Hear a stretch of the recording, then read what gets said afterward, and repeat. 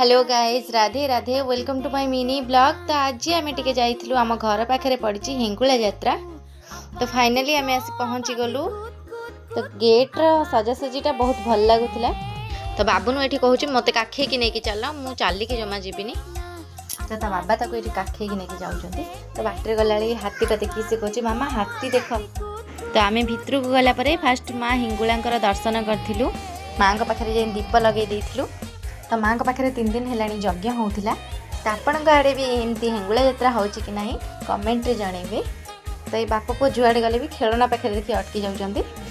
तो ये हूँ माँ का मंदिर भितरटा। फाइनाली ये आम माँ आसीगले। तो माँ को भी टे दर्शन कर दिंतु। तो 3 दिन है ये जो यज्ञ होता यात्रा कालीठू सरला। तो आज पर्यंत भी निआ ही जड़ुचे देखिपे। तो बहुत लोग मानसिक भी ये करती केते नड़िया भी पड़ी देखिपे आपण मैंने। तो बाबुन आम ये एरोप्लेन नहीं जाइलु। तापर टे मटर चाट खाई आइसक्रीम भी खाई। तो ये किड्स मैंने जो बसती एरोप्लेन। तो सी कहला मामा मुझे बसबी। तो सी बसी जाती। हजबैंड ये मोमोज नहीं आसते खायापी।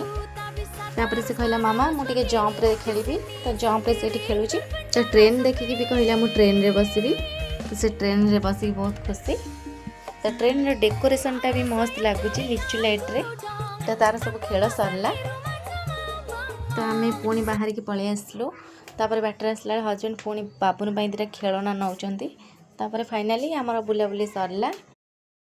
तो वीडियोटी भल लगी चैनल को सब्सक्राइब करदे।